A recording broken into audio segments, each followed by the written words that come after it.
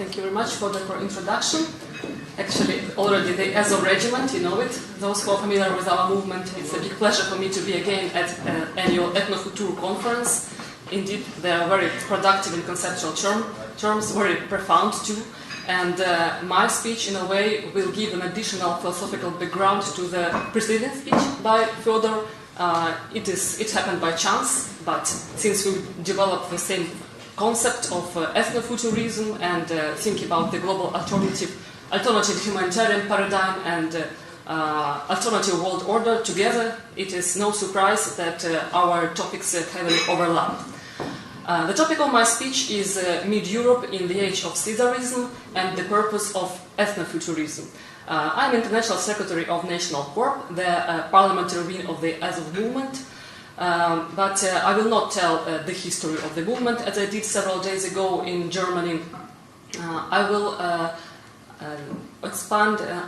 dwell on the horizon of our international activities, since they are addressed to you, and my mission here is to invite you to join them, to support. I also not going to talk in detail about geopolitical projects as such. Maybe many of you already know that they concentrate around the project of Intermarium. And in this respect, I really appreciate and would like to call everyone to follow the example of EKRE party, which introduced the provision about that critical course on building of the Intermarium in their party program. We in National Corps have a very good cooperation with our Baltic friends, also with Latvians who are present here, with Lithuanians. And in this respect, I would like, and with Croatians, by the way, who understand very well what's going on in Ukraine after the war in ex-Yugoslavia, yes? So I would like Hungary and Poland also to follow the example of these countries and transcend their current right populist approaches, because they are good only in the short-term perspective, and we need to think bigger. Start with the regional alliance, then proceed to pan-European, all-European alliance, and then, luckily, probably, alternative world order. So in this respect, again, my speech will continue developing the topic of my last year's speech as it is required by the ambitious task and title of the Ethnofutur conference cycle. It was called Intermarium as a laboratory of European Ethnofuturism. And the strategy of the Azov movement, which I represent, it is determined by understanding the current historical times we live in as archaeofuturist ones, not as postmodern. And that is why, as a result, we do not pay exclusive attention to the parliamentary politics, I mean the National Corps Party, which will test its strengths in the upcoming parliamentary election in autumn. Although we do set the goal to increase the number of party activists and members from 10,000–15,000 people, as it is, to 50,000 people in the year to come. So it is quite massive, as you see, and we of course received an impetus after the Maidan revolution and the war in eastern Ukraine. But apart from this party politics, we develop our military structure, titular for our movement as a regiment, paramilitary structures, which can be considered as proto-territorial defense forces, national militia, different veteran structures, launch independent social projects, and of course various educational initiatives which are extremely important for the archaeofuturist, ethnofuturist approach, and they lay a big emphasis on experimental fields of study and innovative technologies. So, in other words, to sum up this short introduction, we get ready for a hybrid scenario, because the world is rapidly changing. Familiar to us, Euro-Atlantic structures are in the crisis, and we view it as a window of opportunity. I mean, also the current war conflict with the Russian Federation, because now we find ourselves in a similar position as which was the case after the First World War, when German volunteer battalions had to work out between two fires, between the Bolshevik invasion inside Germany in the Baltic countries, and at the same time had to counter the effects of the treacherous Weimar government as they perceived it.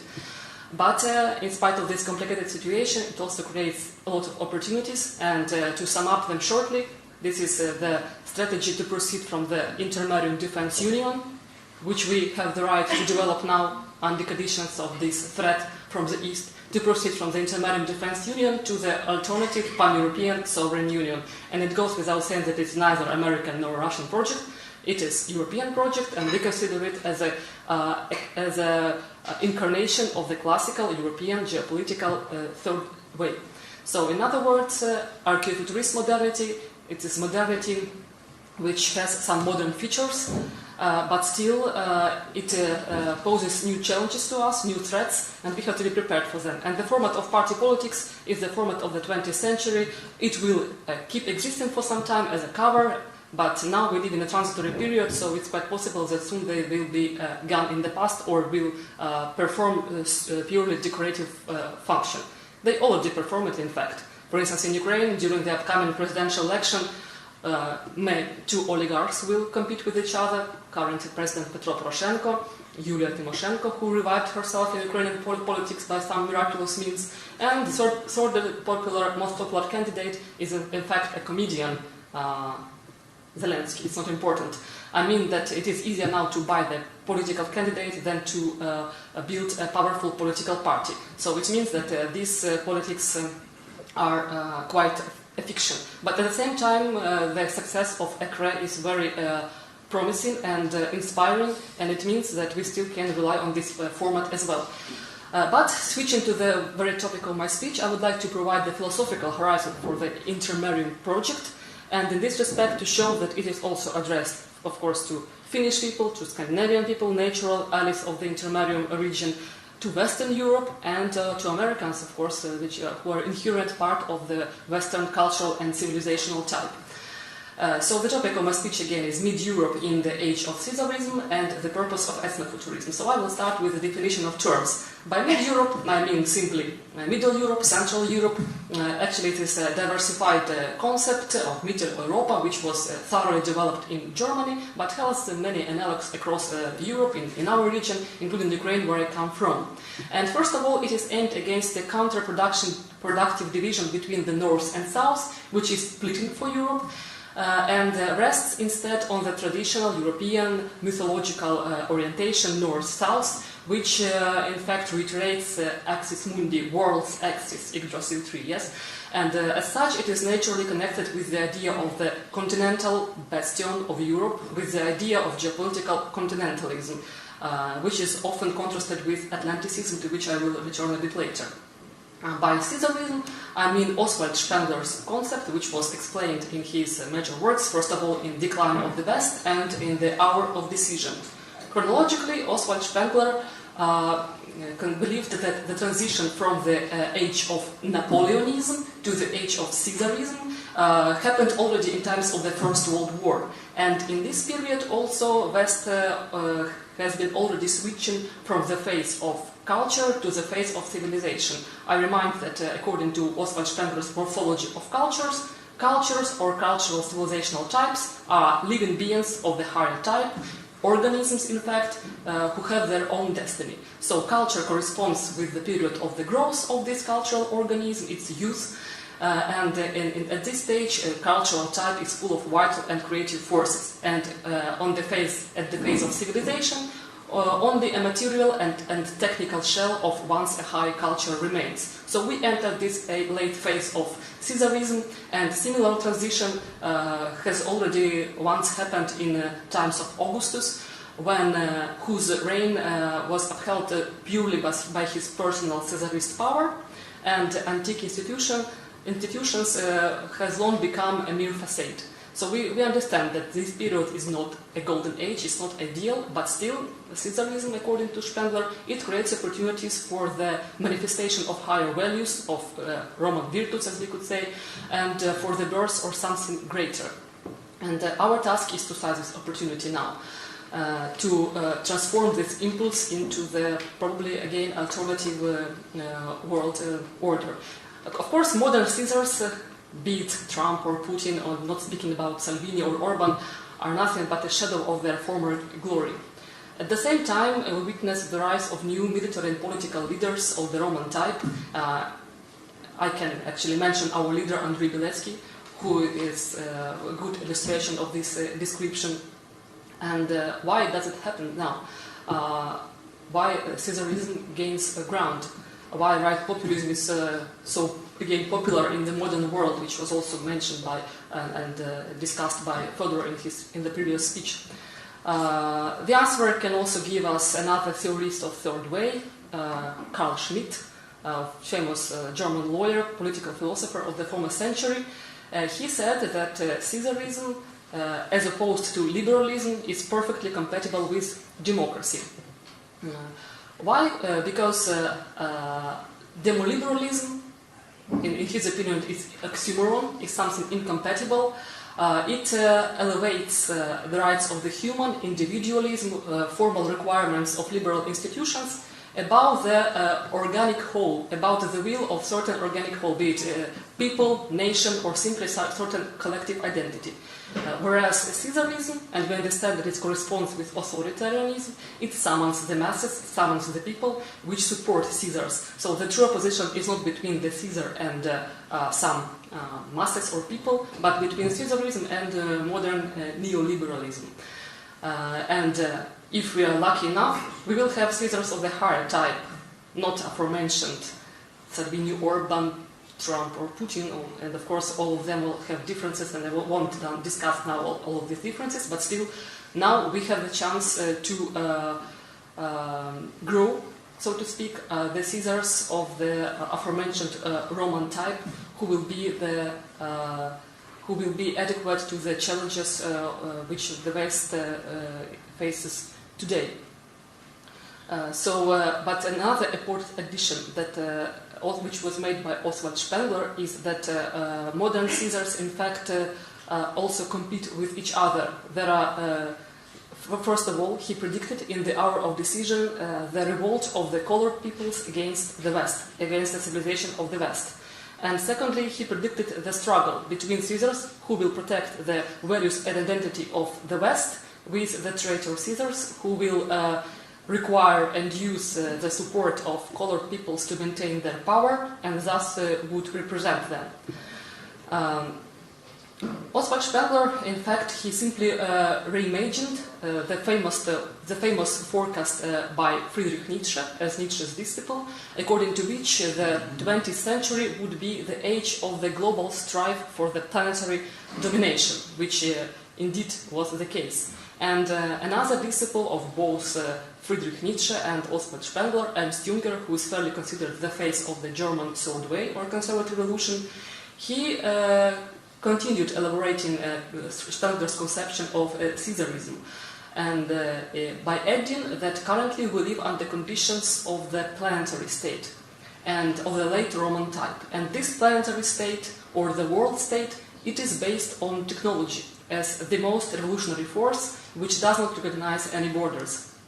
And Junger's conceptual contribution or innovation consisted in associating these technological forces with the titanic forces, with Titanism. It is a metaphor in the field of philosophy of culture, and these titanic forces are opposed to the reign of the gods, another metaphor, as patrons of culture, history, identity, ethics, higher values, and so on and so forth. So the modernity can be described as a neo-Caesarist, as a civilizational, so to speak, as titanic. It also comes as no surprise that Ernst Jünger, just like Friedrich Nietzsche, was one of the pioneers of pan-Europeanism.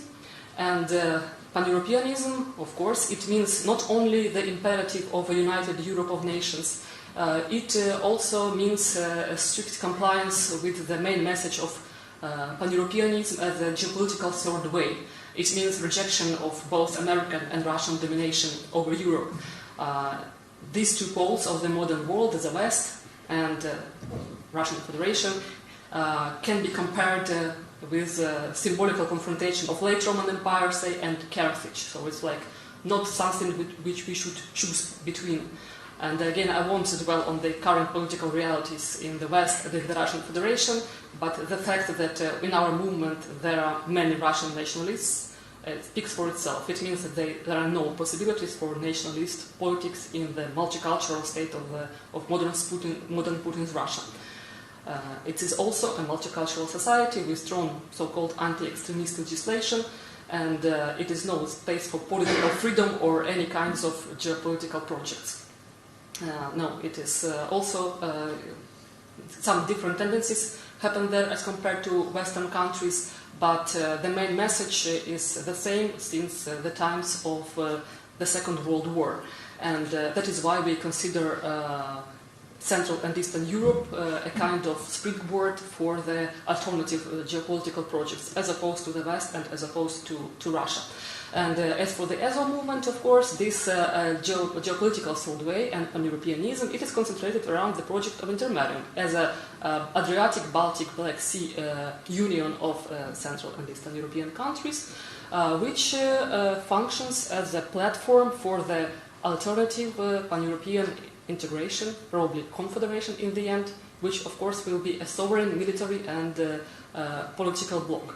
In this respect, it will also serve as an antidote both to Balkanization, which makes petty states an easy prey for superpowers, and to globalization by setting a reasonable limit to the latter.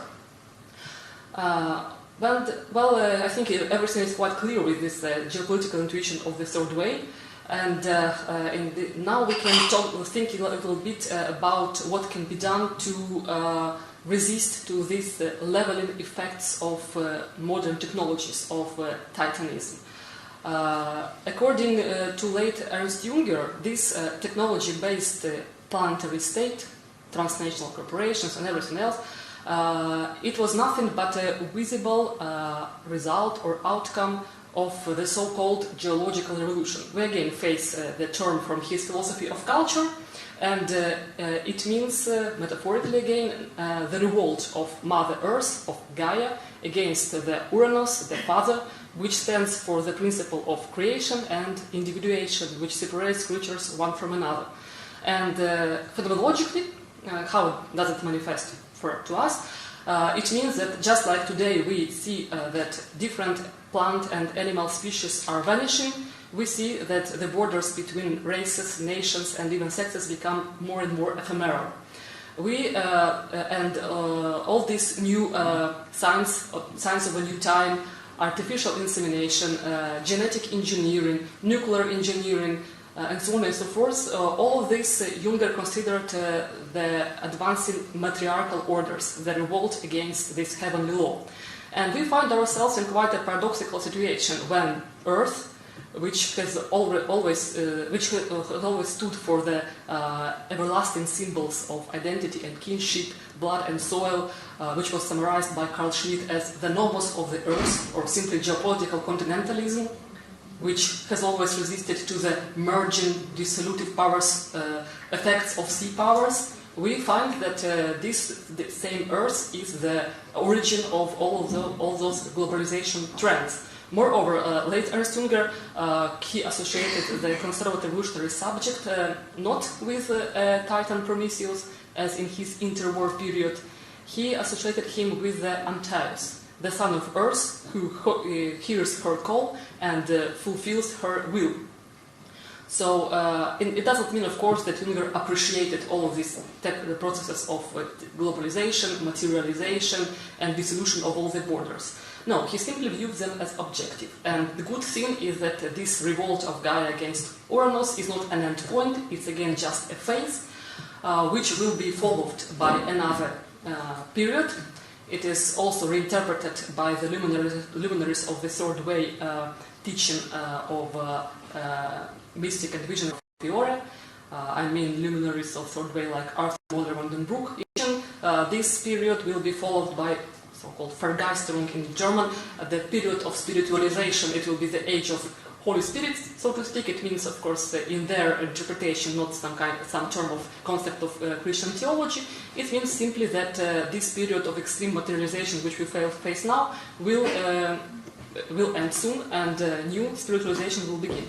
And in terms of late Ernst Jünger's philosophy of history, he believed that the entire 21st century will be age of the reign of the Titans, which stand for speed, productivity, this Faustian mentality, dynamics.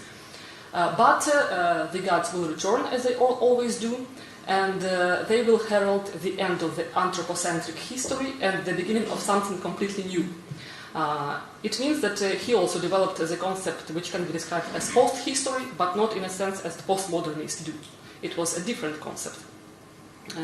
Concept which promises historical dynamics and changes, or even meta-historical, I would say. And these objective trends mean that the only thing we can do is not to oppose them as conservatives and reactionaries do, but only to head them, to lead them, to ride the tiger, to surf the Kali Yuga. Yes, we recognize this Evolean metaphor.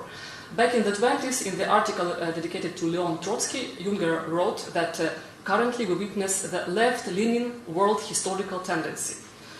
But he added only left-wing authoritarian leaders have managed to take advantage of this tendency, like Trotsky. Whereas right-wing leaders, Caesars, they tried to oppose it, and this futile resistance, we know how it ended. But Junger added, leftists, they are constructivists who are hostile to life, and only sword positionists, as you would say today, can make the fruitful synthesis and create something like universalism from the right. That's why in his interwar treaty Peace, it was written, not interwar, but it was written in times of the German occupation of France, which heavily influenced Junger's thought and actually gave birth to his pan-European doctrine. In this treaty, he wrote that we need to combine two principles as pan-Europeanists, liberal one and authoritarian. By liberal one, he meant not liberalism, he meant simply organic differences between cultures, nations, ethnicities. We have to pay attention to even smallest of them, but within the sovereign European superpower, which was erased after the Second World War. Of course, he said that there is a strong gravitational force in our hearts, which makes us reject both Russian and American domination over Europe. Similar thoughts expressed Oswald Mosley, Julius Evola, Pierre de la Rochelle, you know these names of the Third Way.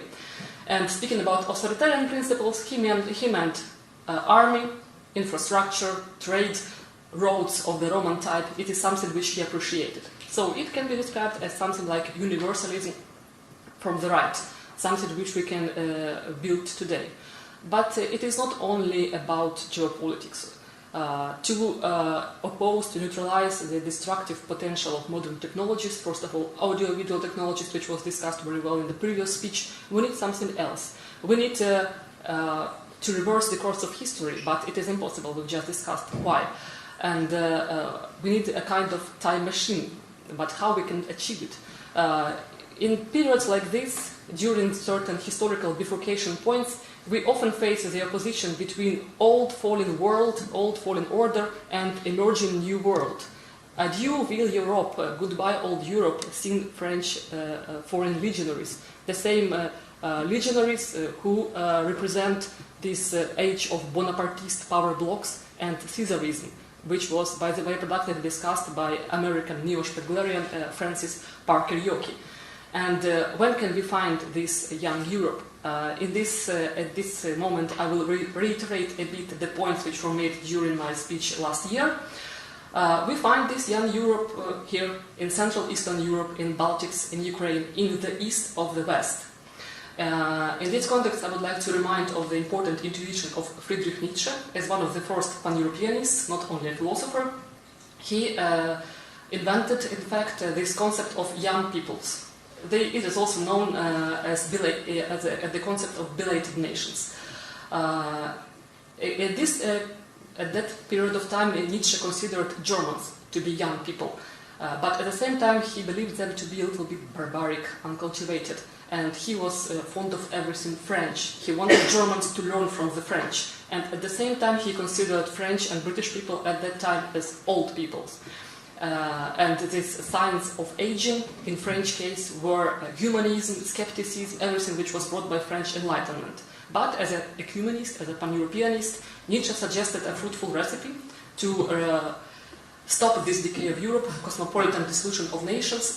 He suggested the Germano-Romanic synthesis between Germanic peoples, Romanian, French, British and others, and at the same time he looked with the hope towards the East, to the young Eastern European peoples. He was especially fond of the Poles and even considered himself to be an heir of Polish aristocrats, Nietzsche.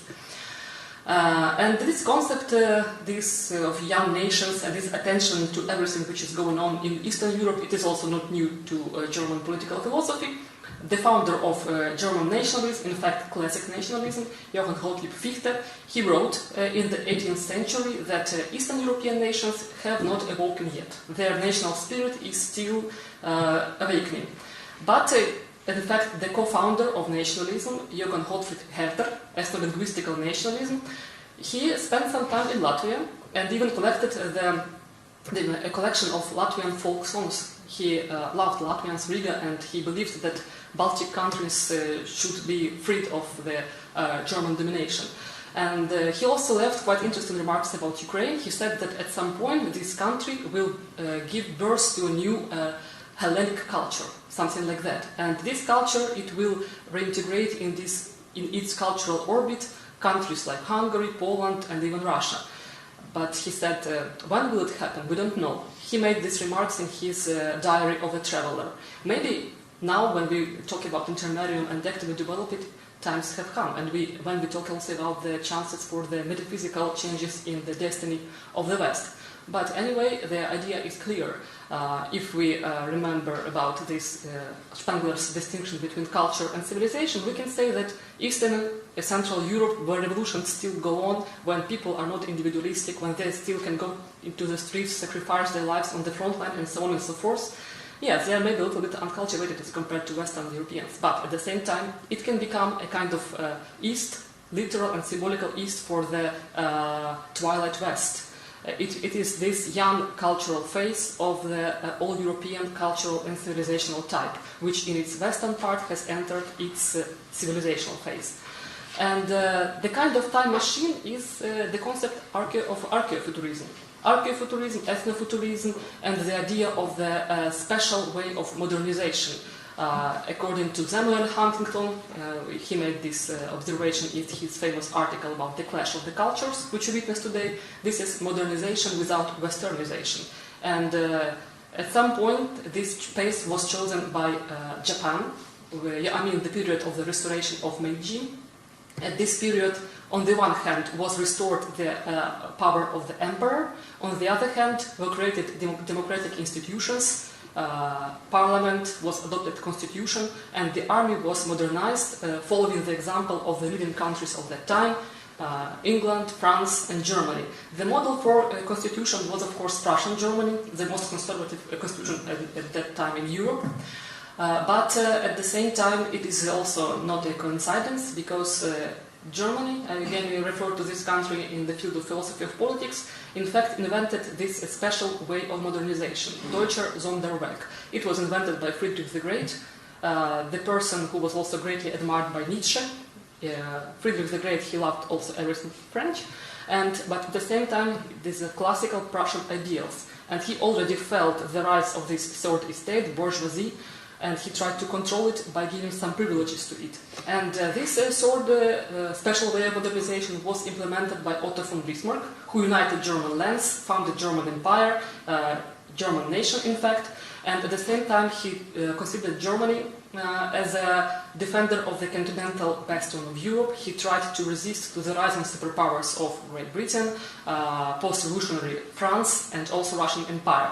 And he tried to control these tendencies, revolutionary globalization trends, by implementing them from above, so to speak. In fact, he invented this state socialism, and later Oswald Spengler, in his famous work Prussianism and Socialism, will say famously that Friedrich Wilhelm I, not Karl Marx, was the first conscious socialist, Marxist in fact. This is the concept of Prussian socialism. And Bismarck, in fact, made first pension reform, made the bravest social reforms in that period of time in Europe, and at the same time he completely controlled this process. So it means that belated so-called nations or young nations, they have the chance to adopt the civilizational goods critically, selectively. It is not something which gives the pretext for the inferiority complex being belated. It's something which gives the chance to choose the future, to choose what we need and what we need not, to combine this archaeofuturistic intuition of technological development and archaic traditional values, and combine it in a creative way. What happened? What did happen in Japan in times of the restoration of Meiji?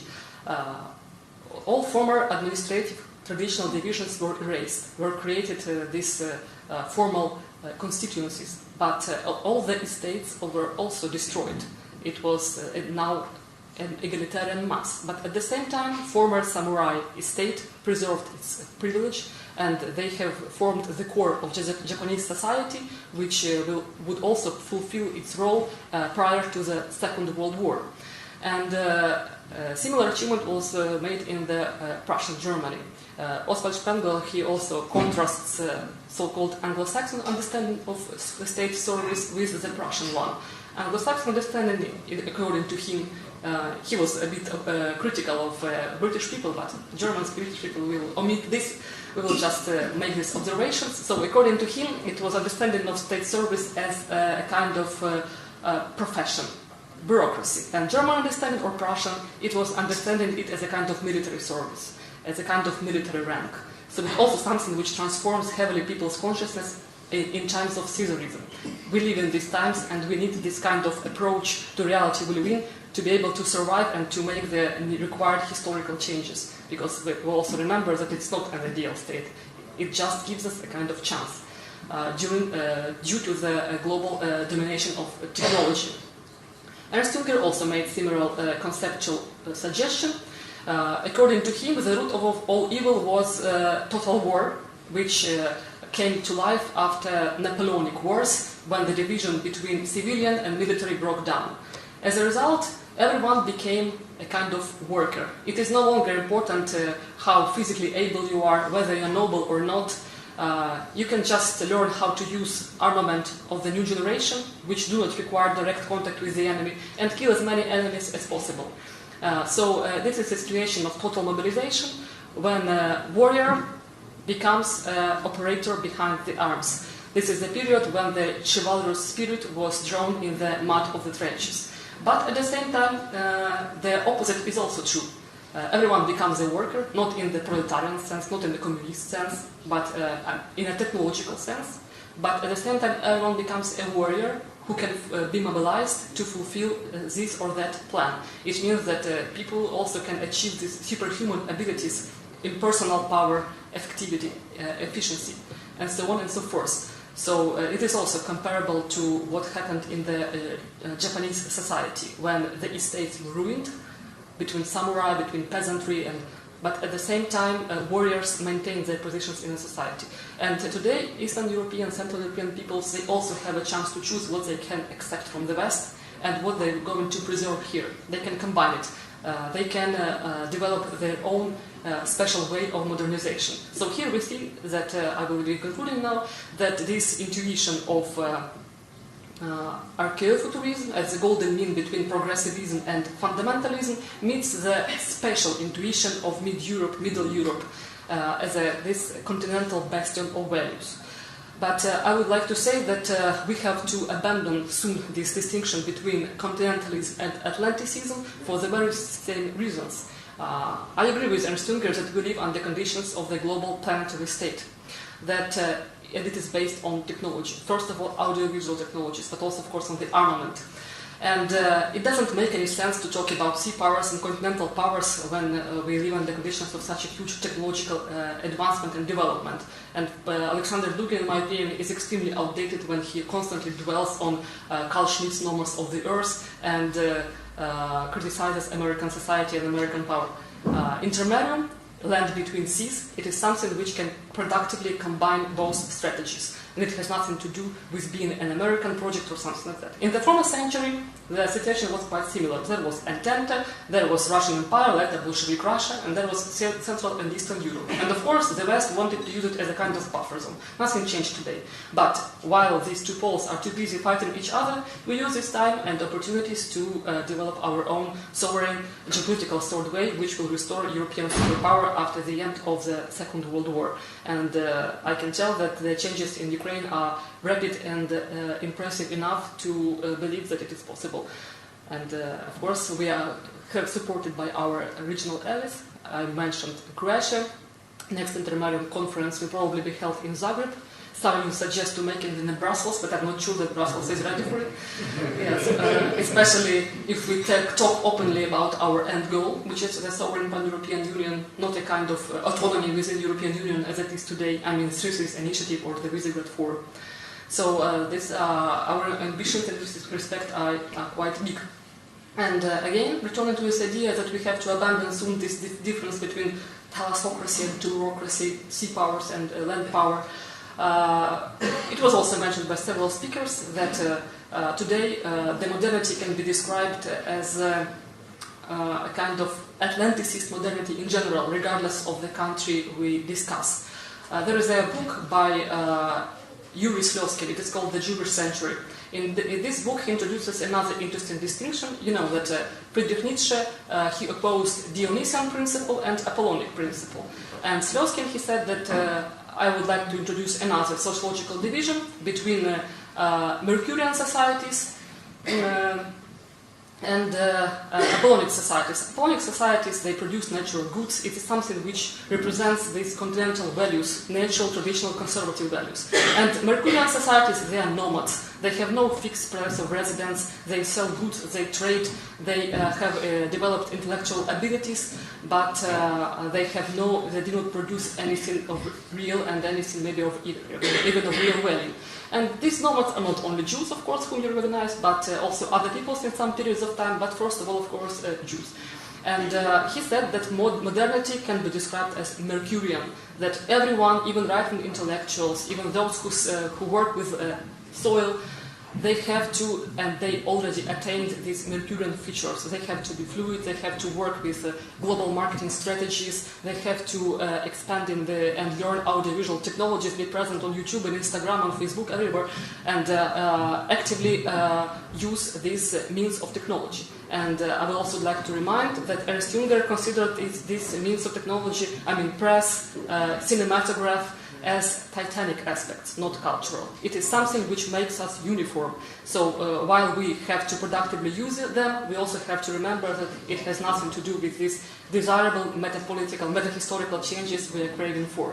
So to finish my already quite a long speech, I would like to say that today, when we live again under the conditions of this planetary transnational world state, when even the partisan, the world historical figure of the partisan, according to Carl Schmitt, becomes motorized, and previously the main features of the partisan were his telluric character or connectedness with the earth, which he defends literally, physically, staying there, and his irregular character. He is not a member of some regular military formations. Now even the partisan becomes motorized. So it means that revolutionaries from the right, not speaking about intellectuals, all of us live in a kind of free space, and it means that we need to find new ways to become enrooted, and we carry these ways inside of ourselves, our identity, our ideas, but first of all, these are productive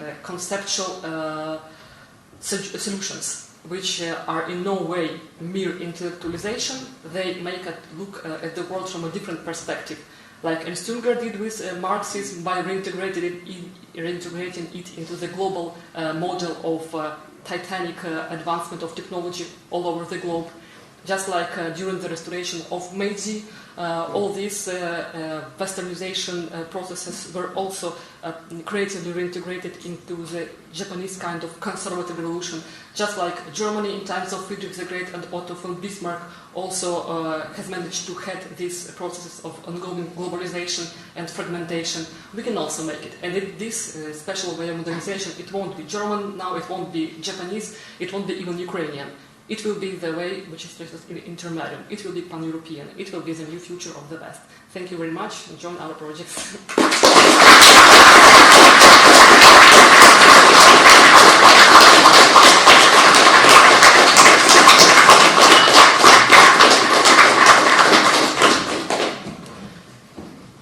Already questions? Yes, we'll talk quite fast. I understand that we ran out of schedule a bit. Yes, please. So my question is, why is it necessary that those right-wing partisans, why is it necessary that they ground themselves?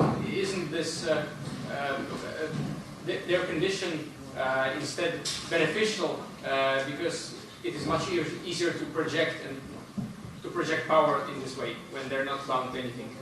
Even partisans? Partisans. Partisans, Right, yeah, partisans, yes. And well, not to mention intellectuals. Why do they need to become rooted?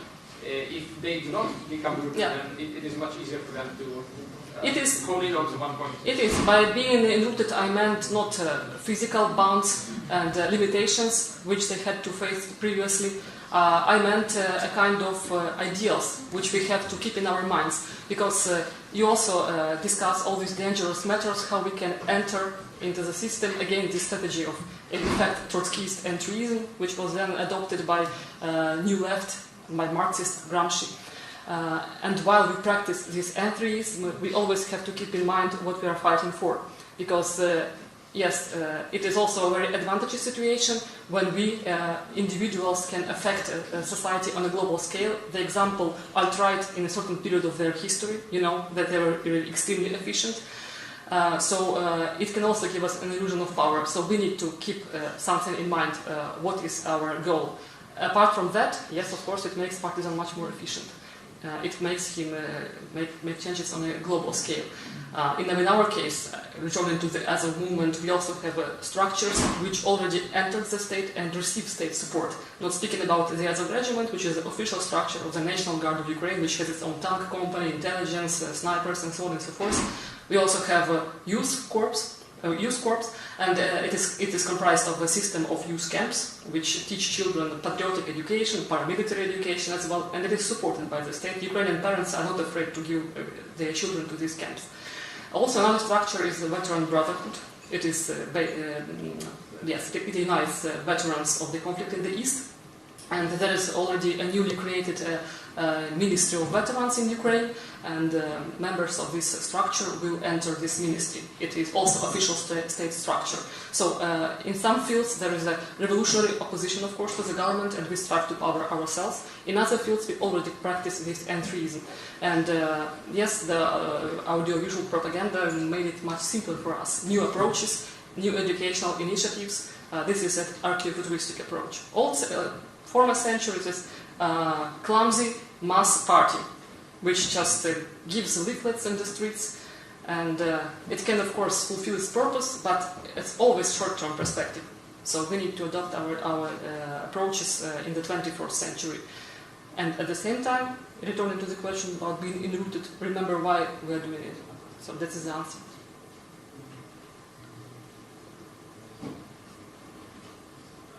Yes, please. How do you know things like that become a new age of spiritualism? I'm not saying that it's wrong, but just asking where is that information from, or why you think that? Oh, and can you please repeat, because it's not so loud? You said that you think of that it is thought that there will come a new age or era of spiritualization. Yes. Why do you think that? Why it will come? Yes. Well, it was just a prediction based on the trends which were observed by Ernst Jünger. He has a reputation of a seismograph of the epoch. In times of First World War, he predicted the advance of totalitarian orders, and he observed them not only in Bolshevik Russia, Red Russia, or in interwar Germany, the rise of National Socialism. He believed that France, Great Britain, England of that times were also a kind of totalitarian societies which used technology, cinematograph, means of propaganda to rule the society, to make it more uniform. And actually all of his predictions came true. The only problem happened after the Second World War, when he had to admit that new orders moved far ahead, but corresponding to these new orders' values have not become visible yet. It is also based on Friedrich Nietzsche's idea of the transformation of all values. Jünger believed that after Second World War we have to face these new orders and new values alike. But the orders became new, but nothing changed in a spiritual respect. So he said that we have to adopt a new strategy of resistance to this Leviathan. It's a metaphor meaning the world state, police state as well.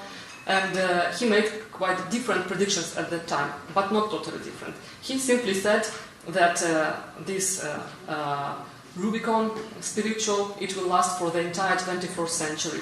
But it was not a rigid prediction. He simply said that no signs for optimism today, but at the same time, humans, so to speak, have to be friends both with the gods and the titans, and the chance for the historical change still remains. So it is not a scientific knowledge, of course, it is the prediction, but if you study Junger's legacy, and also this is prediction of Oswald Spengler and Carl Schmitt, whom I mentioned in my speech, I think you will find the additional background why all of his forecasts in fact came true. And since they don't have strict time limits, these forecasts, it's up to us to use this period, use these conceptual instruments for a historical breakthrough. Please. What is one main objective or goal that you would like to see the people and the groups involved in Intermarium accomplish or work on this year? Well, this year, as I said, we want to enter the new phase in the development of our geopolitical project, and this is not something which concerns uniting different countries in this project. It also means reaching the formalization of our archaeofuturist approaches, because, you know, as a movement, we still combine this, in my opinion, outdated party politics approaches, and at the same time we develop meta-political structures, again, educational initiatives. We want to work with universities, scientific research centers, and to hasten this process, we need supporters from abroad who can change along with us legislation, who can suggest what can be done in this and that countries. For instance, Ukraine is land of freedom, land of tax freedom. We only need to provide some kind of security for this or that invest in business which suggests investments to a certain field. So, and other countries have other strong points. In this respect, this formal theoretical structure has to become real, and it is achieved it will be achieved by means of direct communication, not only at the conferences, of course also diplomatic private meetings with representatives of different organizations, not only organizations from other countries. And while we continue developing this project in Zagreb, most probably, the main goal, not even this, but as I said, making this archaeofuturist strategy real, and maybe channelizing it from this spatial geopolitical work to the intellectual, scientific, this conceptual development of this special way of modernization for Eastern Europe and then for all of Europe. So it's first of all intellectual work, which has of course direct political effects, yes.